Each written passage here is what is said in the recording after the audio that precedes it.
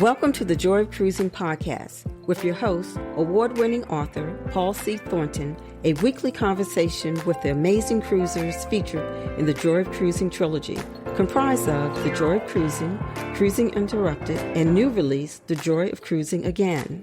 Each book is a compilation of features about cruisers and cruise and travel personalities from around the world.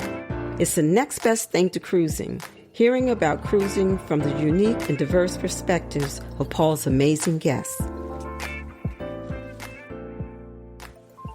Hello, passionate cruisers.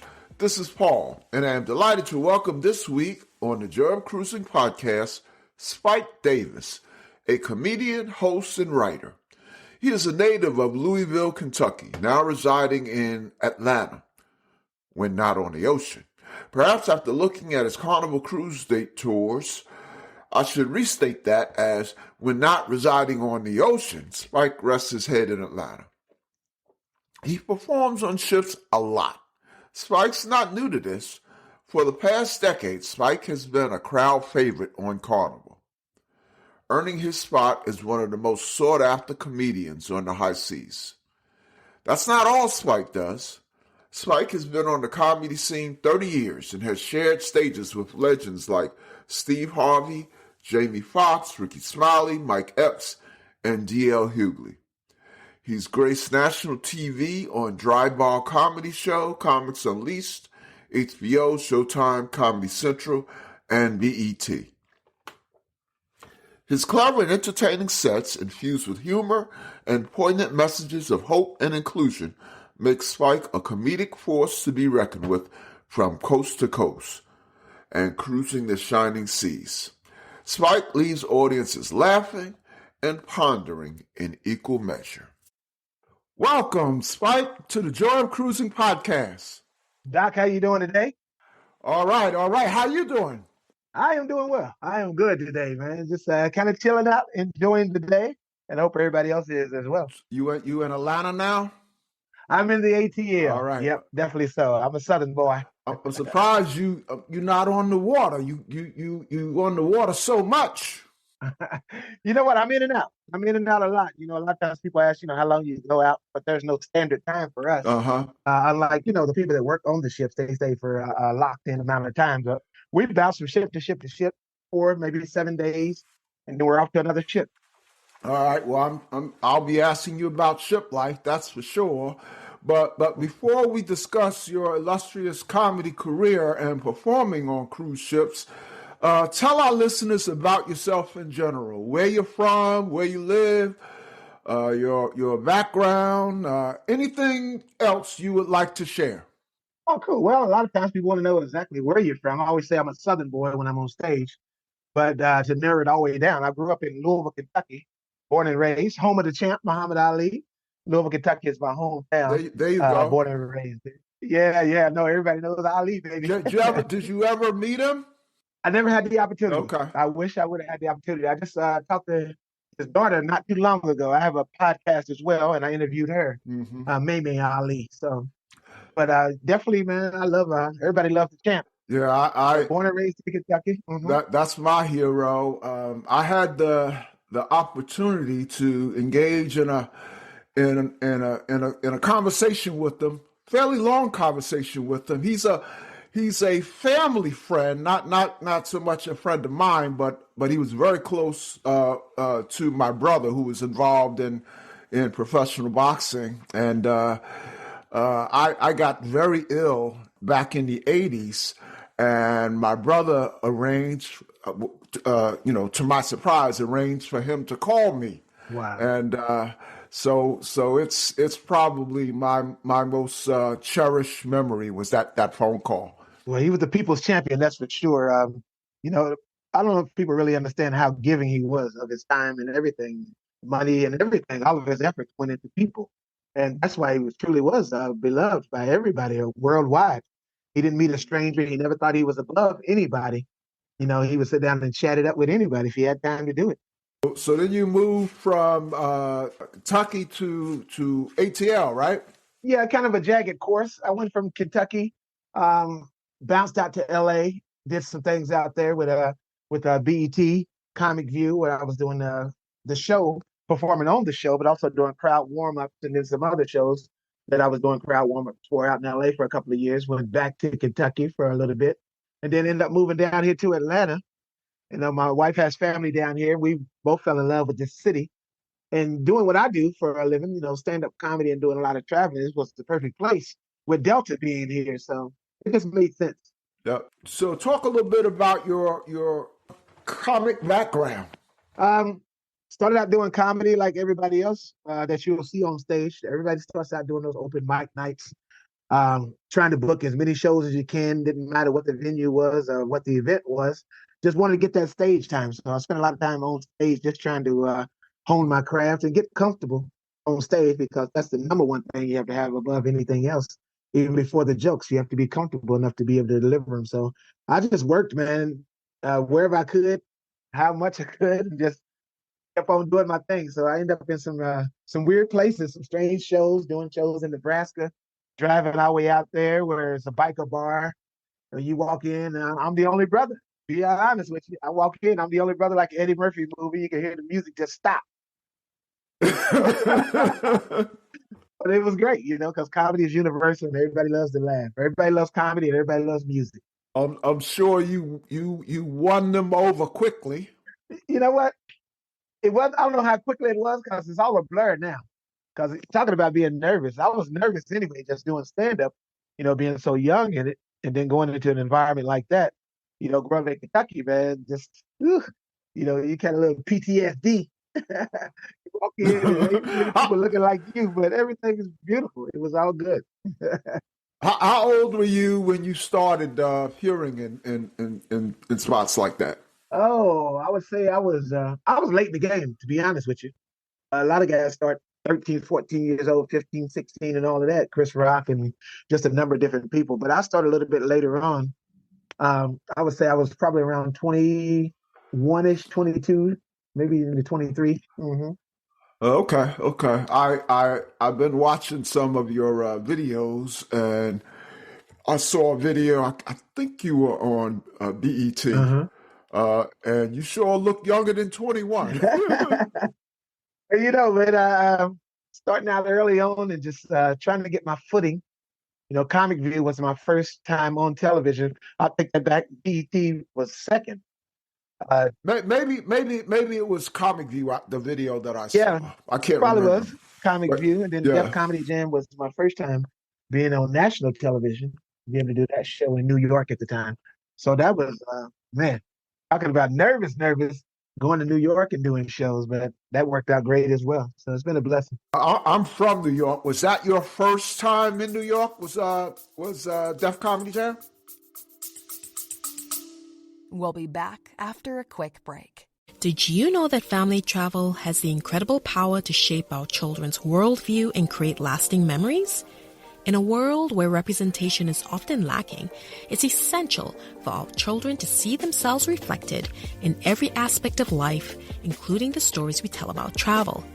Introducing the Travel of Legacy podcast, where we're rewriting the script by celebrating the diverse voices of Black and Brown family travelers. Each episode of Travel of Legacy is a testament to the enriching power and the joy of exploration in Black and Brown communities. So journey with us and subscribe now. It was first time in New York. I'll bet you were as anxious as you were when you went to Nebraska, for a different reason, of course.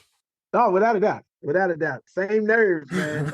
Same nerves. Nerves no color. They don't know color. Nerves just know nerves. So just trying to grab that energy and harness it and get out there and do what you do. So I'm going to get into cruising, but before I move into cruising, what's on Spike Davis's mind right now? Anything you want to talk about? Got a lot going on, man. I'm up for an award, a national award with GCMA, Gospel Choice Music Awards, and I'm in the category of comedian / spoken word artist. So that battle's been going on for the last month or so.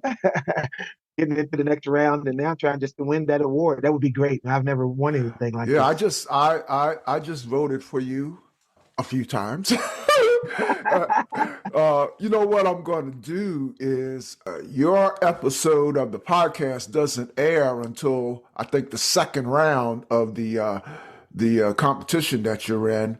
I understand the voting is for to progress out of the first round. So what I'm going to do is share on my the Joy of Cruising podcast Facebook group. I'm going to share the voting, and because I'm sure I have people from all over the world who listen, and so I'm sure there's some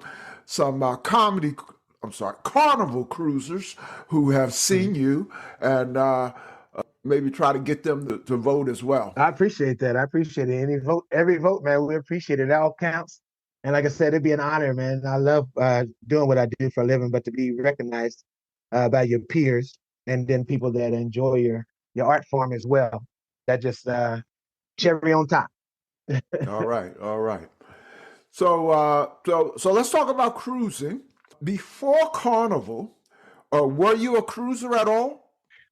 Somewhat. I had only done one, maybe two cruises, but they were charter cruises where I was performing for a group of people.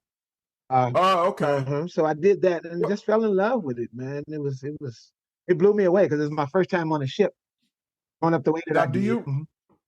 You recall when and what ship was your first cruise? What was the charter? I've gone on a couple of, I call them theme cruises, which I love and I kind of preach about. I've written some books on cruising, and I talk a lot about theme cruising because it's sort of two passions in one. If you love cruising and then you love whatever the theme is, be it music or comedy or whatever, you can't ask for anything better than that. Which charter was it? Do you remember? I remember it was artists. It was all I'm sorry, not artists, authors. It was a bunch of authors, and okay, and they got together and they wanted somebody to come and perform in between their seminars. So that was kind of neat to be able to get out and check that out. And then I was able to go into their seminars as well, kind of gather some information about what they were doing. So it's kind of neat. They walk you through the process of how to actually take your idea from your brain to the page. Do you remember the ship? Oh man, I think it was it the Destiny? I believe it was. I think it was Destiny at the time. I know these ships keep getting renamed. They take so Destiny is Carnival, right? And now you perform on Carnival. Have you ever been on any other cruise line? I haven't been on any other lines. Carnival's keeping me busy. They kind of got me locked down all the way through the middle of almost 2025. So I haven't had really time to explore any other lines, man. I love Carnival and the way they do things, and I just enjoy it to be able to bounce in and out and do my shows and travel the world. I love it. Absolutely. So on that first cruise, what were your initial impressions of cruising? I took it all in and I was blown away. All the food that was available, it was all day eating and all night eating at that time. I think they brought that back on all the ships now where you can eat, late at night and all of that. I'm a late night snacker, man. That's my thing. I do my shows or whatever because I never eat before my shows. So I always eat after my shows. So to have that available to me and to be able to just get up and watch the sun come up out of the ocean and go down into the ocean every day, it blew me away. It blew me away and I got hooked on it from that point. Were you nervous at all prior to getting on that first cruise? Were you nervous about seasickness? No, not at all. Not at all. I really didn't think about it. I didn't even know to be afraid of anything because I hadn't experienced anything. Sometimes the less you know is even better. But I just got on there and quote unquote rode the wave. Did your thing. So talk about performing for Carnival. How did it start? And I was going to say, and how is it going? But it's going well because I've looked at your schedule and you are booked up. It is. It is going well. It's a blessing, man. I started out, I was doing stand-up comedy at the Miami Improv. I was opening up for Lavelle Crawford. And the guy that came to the show, one of the guys that came to the show was from Carnival. He booked all the whole fleet. And he came up to me after the show when I came off stage. They're like, man, I enjoyed your show. Would you think about doing comedy on a cruise ship? Would you be interested in something like that?" And I'm like, "Yeah, sure, why not?" He's like, "Great, okay, well, we'll be in touch." And that was it. He didn't give me his card or anything. He's like, "Okay, we'll be in touch." Lo and behold, a couple of days later, my manager called and said, "The people from Carnival want to know if you want to do the ships." I'm like, "Whoa, I don't even know how they got in touch with you." But I was like, "Yeah, let's do it. I got my passport. You Let's know, it's roll." interesting. That guy has probably the greatest job in the world because I interviewed another Carnival cruiser he was performing in a club, and Mhm. very similarly, a guy from the audience came up, and turns out he was from Carnival and had a similar Mhm. conversation that you had. Man, I would love, I love stand-up comedy. I would love Mhm. to have a job where I go to comedy clubs and I cruise. I mean, what could be better than that? And travel the Yeah. world, man. They'll bounce you around everywhere. So yeah, I would love that as well. So, so, so all the ships that you sailed on for Carnival, do you have a favorite, or is that like asking a parent, which is your favorite child? I don't know that I really have uh, a favorite ship so much. The XL class, the big ships that are out now, I enjoy those because, again, I enjoy pigging out, getting some food. So I love those where you have a bunch of different options. But it's something kind of cool and quaint about doing the smaller Spirit class ships, Legend and all of those smaller ones, Miracle. I love those as well when you go up and do Alaska, where you're going up through the fjords and seeing the glaciers. I love those as well to be able to sit on those little decks and look out the window. So everything has its own little charm to it. Now, I guess I've been on one of the XL class, Mardi Gras, and it was very, very, very nice. Talk about a few highlights of cruises you've experienced as a performer. Highlights on the ship Mhm. or at the ports.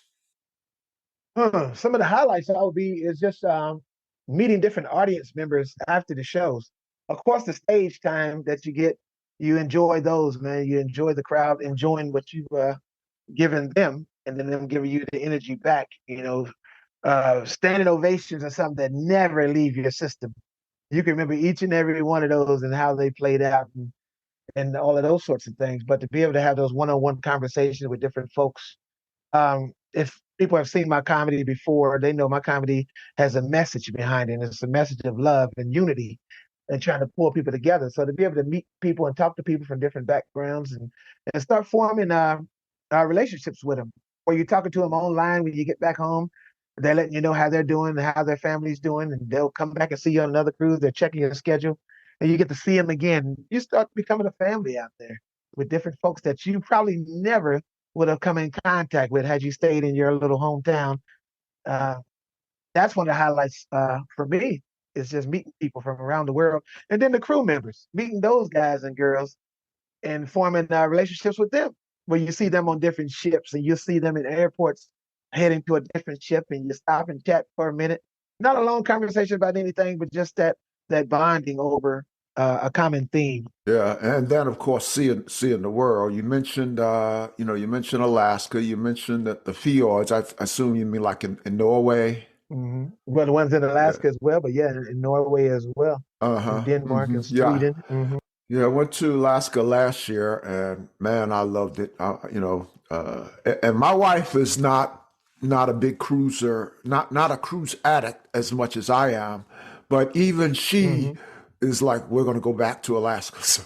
So yeah. That's got to be on the bucket list for everybody. You got to go see Alaska, folks. If y'all listen out there right now, book a cruise to Alaska. I'm telling you, you're gonna enjoy it. It's like walking inside of a postcard. And the fjords is on my in Norway is on my bucket list. Now we are booked, but it's a ways away. It's not until late 25. Now let me ask you, had you been out of the country before you started cruising? Um, Actually, I had, yes, I had done a bunch of military bases. I used to do that every Oh, December. I would go okay, over for okay. Christmas for 3 weeks at a time and spend 3 weeks at a time with the troops. So we would do every base in Japan, start at the bottom of Japan and go out, work our way all the way to the northern part of Japan, jump over to Korea, start at the base of that, South Korea, all the way up to almost to North Korea, right across the river from North Korea. You can see the gun turrets pointing at each other across the river from each other. Now, how different was that performing for service members versus, the shows you've done in the clubs versus the shows you've done on the cruise ships? Is it all kind of similar? Anything different about performing for the service members? Oh, it's absolutely different. They appreciate you for coming. They appreciate that you want to come and lighten their load and let them kind of release their mental issues for a while. They can laugh about something else. So they really appreciate you coming, and they take great care of you when you get there.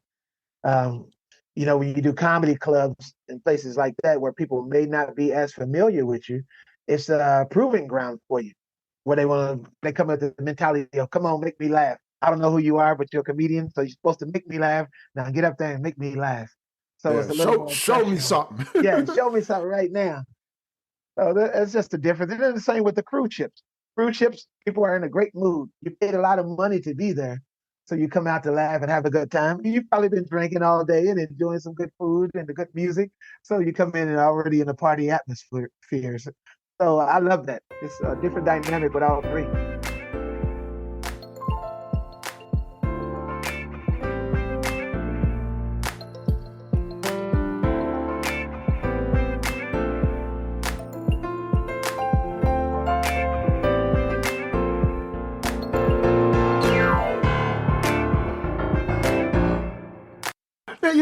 I wanted to ask you now. So you're up for an award, and it's sponsored by like a gospel organization, and I've seen a lot of your shows, recent shows, well, recent and older shows, and you are, which for lack of a better word, you correct me if I'm wrong, you're mostly a clean comedian. I don't know if that's the right word.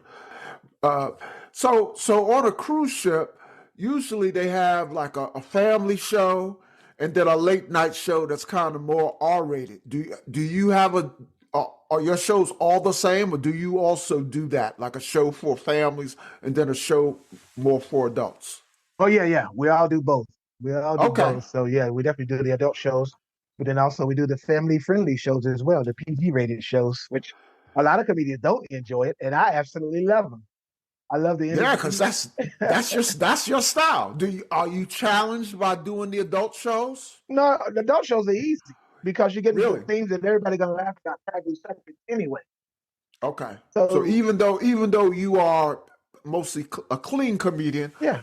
doing the R-rated shows it's a easy a seamless segue to the R-rated shows. No, yeah, definitely. So for me anyway, like I said, I enjoy Uh-huh. it because I think the essence of what real comedy is clean comedy where you can do television shows and stuff like that.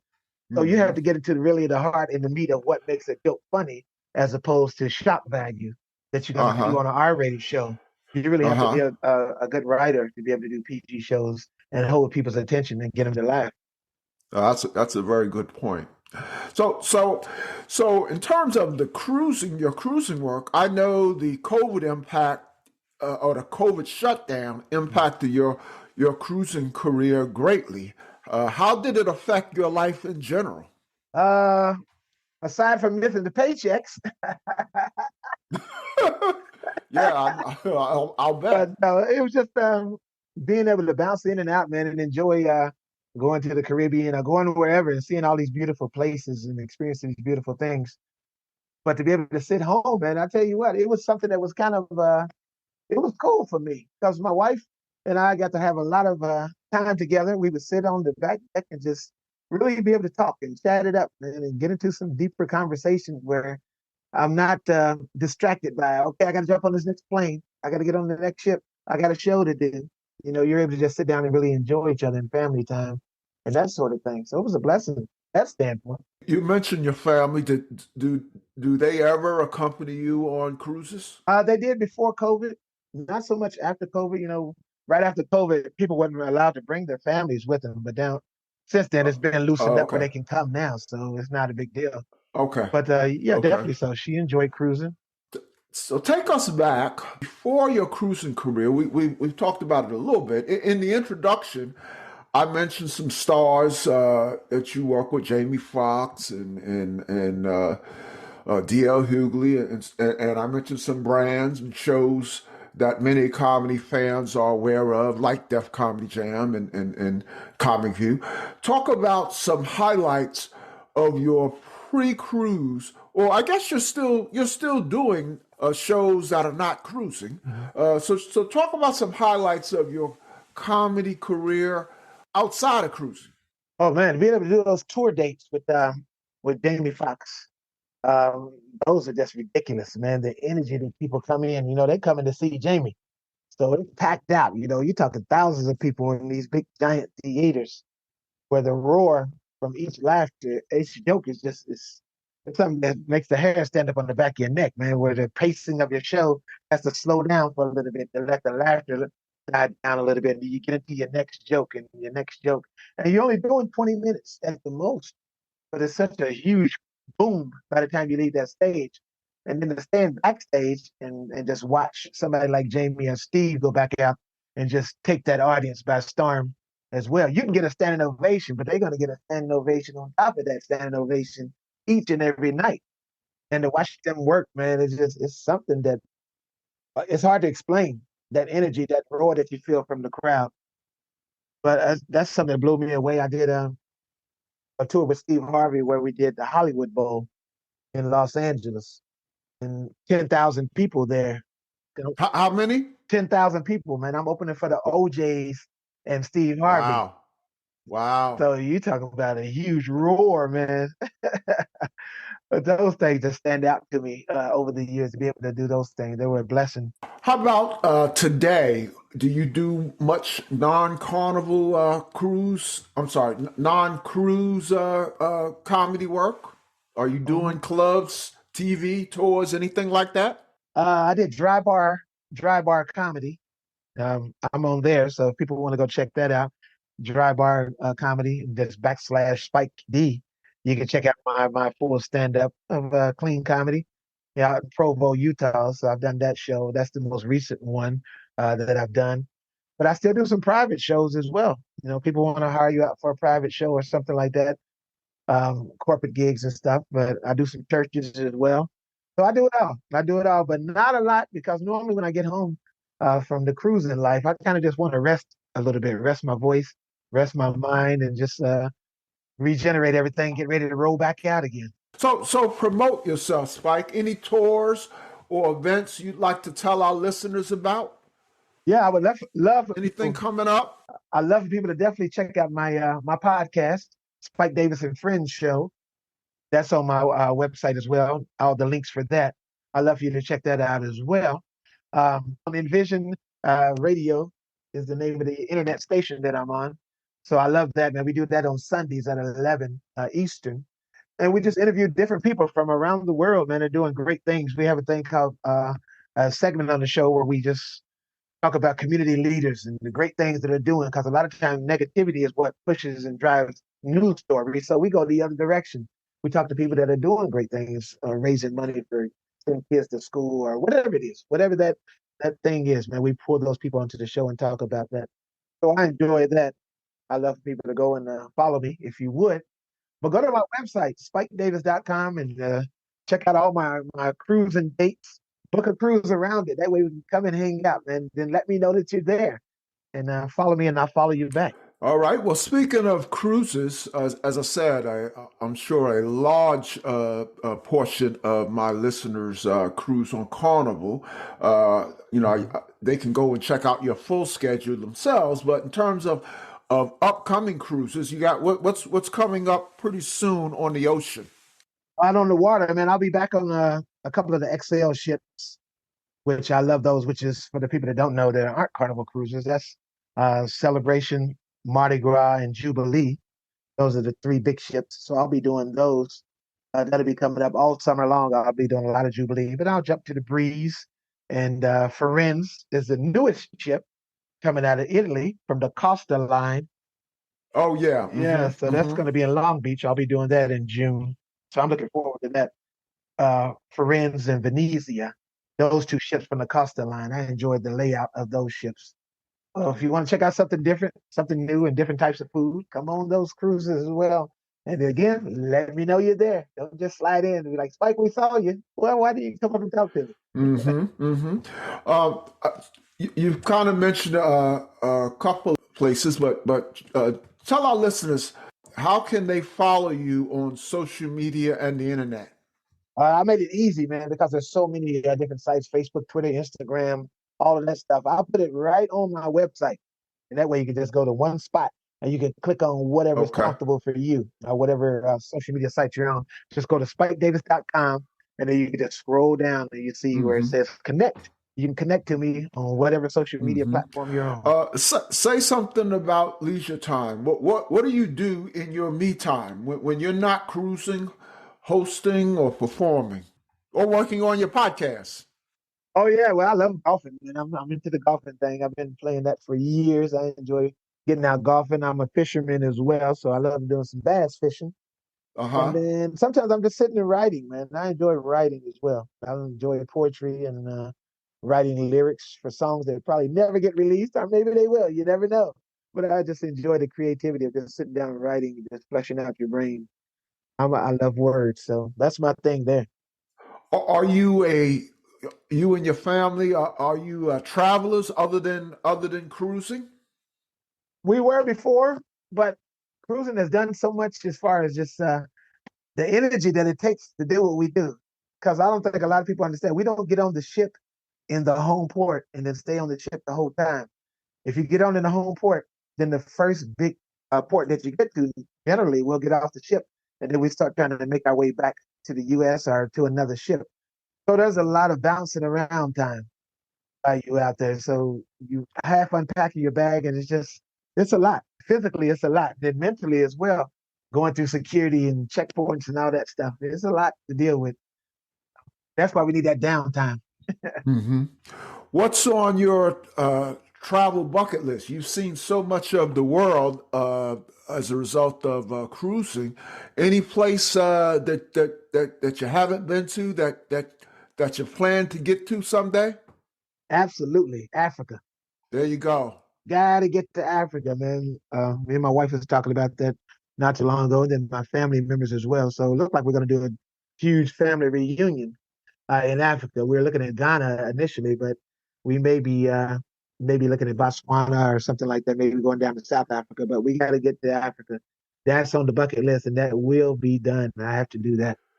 Yeah, good luck to you. That's high up on my bucket list. I'm finding as I get older, which kind of makes sense. My bucket list runneth over, so I got to start checking off some things Yeah, instead yeah. of instead of just adding. It seems like I'm constantly adding because I'm always talking to personalities like you who turn me on to things, and so my bucket list keeps getting filled up. So I got to start checking some stuff off. Yeah, I have no excuse at all. And none of us do. Don't make excuses to not do things. Just go do it, man. Just find a way to go do that thing. So Africa is gonna happen. Well, Spike, this has been great. I'm so glad you agreed to come on. But before we let you go, a couple of fun questions, light questions, and then perhaps an oddball question. I call it oddball because it doesn't necessarily relate to cruising. So Mhm. so my first questions are about cruising. What's your favorite cruise food and cruise drinks? Oh man, let's see. Food on the cruise. Um, my guilty pleasure, of course, like everybody else, because the line is always long. Got to get a guy's burger. There Got you to do go. my guy's burger, man. I got to do that thing right there. But then on the bigger ships, on the XL class, Mardi Gras and Jubilee and Celebration, I always end up in the Pig and Anchor. I got to run Uh-huh. back there. I got to get me a nice cold beer and get some ribs, get some pulled pork, get some Mm-hmm. baked Mm-hmm. beans. So I love that the little barbecue place as well. So that's Yep, yep. kind of my thing there. And then I'm a dessert guy too. So they've been doing pretty good with the dessert thing up on the Lido deck. So I'm always bouncing. I tell people, you Mm-hmm. trying to find me on the ship? I ain't hard to find. Wherever the Mm-hmm. food is, that's where you'll find me. I'm in Shack Big Chicken, you'll find me. Oh yeah, Shaq's Big Chicken. Carnival does a great job of complimentary food, you know, They do. They versus do. some other lines that I've been on. And then Uh, they have d- the big street food, that street food on Lido Deck where you can go try yep. and sample different things as well. So again, hmm you got choices. hmm Now, do you patronize the specialty restaurants at all? I do some of those, the hmm steakhouse. Steakhouse, hmm I have to go to that on a day where I have no shows. You can't do the steakhouse and then try to go do a show. It's not gonna happen. You will be in your bed under the covers, sleep after you eat all that food. Yeah, But that red meat will be talking to you. love the steakhouse. Absolutely. That's my thing right there. Get a nice bottle of wine and just kind of chill. So, what's your most memorable or funniest or even most embarrassing cruise or port experience? Most funny or most embarrassing.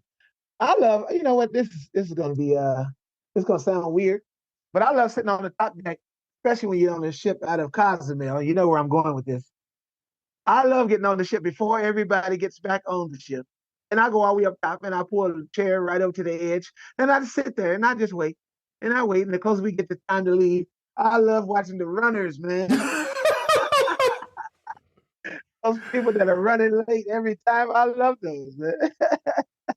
Have you ever been close to missing the boarding time? Only when my flight comes in a little bit late. Again, we meet ships in different ports at Oh, times. that's right. Yeah, yeah. So sometimes the flight will get in a little bit late. Then you have to go through the whole process of customs and immigration in the country that you just arrived into. Those lines can be long, and then you get out there and your driver's not there, and you can't Uh-huh. leave without your driver. So sometimes, yeah, it's been close. Nassau was like that. Well, I'm running. I'm pulling my bags and I'm running. They didn't see me. I'm yelling. They didn't see me. But it happened so one of the guys that was pulling the ropes from the mooring crew saw me. And they started flagging down the guys to stop pulling the gangway, stop pulling the gangway. And I'm running, running. They're like, come on, come on. I'm like, I'm coming. I'm running as fast as I can. This heat ain't no joke. But that's the closest I've ever been in Nassau. Yeah, be But tough normal to be port a. days, I don't play, brother. Whatever the time is back on board, I'm 2 hours before that. Yeah, yeah, I am too. I can't imagine, in my cruise, I can't imagine anything. Well, yeah, I can, but I can't imagine anything worse than being a pier runner. I Uh, don't want that stress. I do yeah, not man. want that stress. And think about all the extra expenses that you got to deal with as a passenger if you miss it, because you got to fly yourself to the next port. Or if they don't have another port and it's all sea days, you got to fly yourself back home. All your stuff is still on board. It's not worth the headache. All your Yeah, things are there, and you got to figure out how you're going to get back, and your passport and all your ID is on. Probably your cash is on board. No, yeah, yeah. It sounds miserable. Sort of a guilty pleasure. I like watching, or not I like, but I do watch some of the peer runner videos. But then after I watch those, I think about what it must be like after the ship leaves you. Oh my goodness. yeah, I can imagine what's going through your head. Yeah, People have yeah, gotten kicked off the ship for different incidents and stuff like that, where you acting a fool on board and they have to put you off in whatever the port. And then a lot of times the whole family has to go as well, even if you wasn't even doing anything. They end up the whole family gets off. I've seen that happen as well. It's just a headache. Why? Why? Just come yeah, out and have a yeah. good time and enjoy it, right? You ever see ever experience any incidents in the comedy club? I saw one video of a magician being attacked by a cruiser. Oh wow. Yeah, yeah. Yeah. No, I've never really experienced anything like that. I've seen people. Sometimes the shows get crowded. People's tempers flare a little bit. People fighting for a seat or whatever, misunderstanding. But I've been on stage where I've stopped my shows and just kind of become the mediator and just Uh-huh. bring people back to reality. I'm like, dude, why? Why? Do you Right, really want to right. go to jail on a cruise? Let's just Yeah. enjoy the show. Find a way. Let the brother sit down, let his wife sit down, or whatever we got to do. Let's just squash it and let's get on with the show. And then, people's clearer heads prevail usually. hmm hmm So the oddball question, I know some of your social media following is listening. Welcome to the Spike Davis fans. We certainly hope you have enjoyed listening to the Joy of Cruising podcast, and will come back to listen to additional episodes. And you can follow the Joy of Cruising podcast on Instagram and join our Facebook group. So Spike, share one thing that my listeners and your fans don't know about Spike. Something they don't know about me. I think a lot of times people think that you're always goofy and silly off stage, but we do have serious sides to us, right? When we sit and we contemplate life like everybody else, But that's my biggest thing. Why I like to sit and do a lot of reading and a lot of writing. Writing is my thing. I enjoy that and get into some deeper meanings of things. My thing is about unity. I mentioned that earlier, and just trying to write comedy and pull people together. We talk about differences throughout the whole show, but then we make it come full circle to realize that we're all just people, and try to find that middle ground so we can all find the love. Now, we have a limited time that we're here, so why would you waste it? Why would you waste one drop of it on any kind of negativity? That's my thing right there. There you go. There you go. Well, thank you for sharing that, and Spike, thank you so much for coming on the Joy of Cruising podcast. All the best in your comedy career, and as I like to say, we will see you on the ocean. Thank you, brother.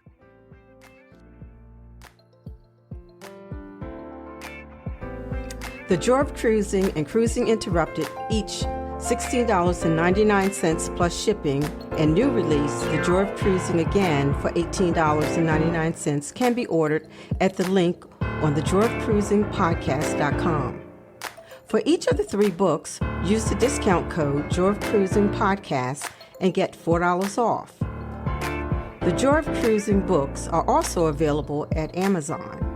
Order the ebook at Amazon or your favorite online retailer. Stay in touch by joining the Joy of Cruising Podcast Facebook group or following the Joy of Cruising Podcast on Instagram. We're constantly adding new shows. Please leave a review and tell a friend about us. We hope you enjoyed this brief escape to the ocean. See you next week.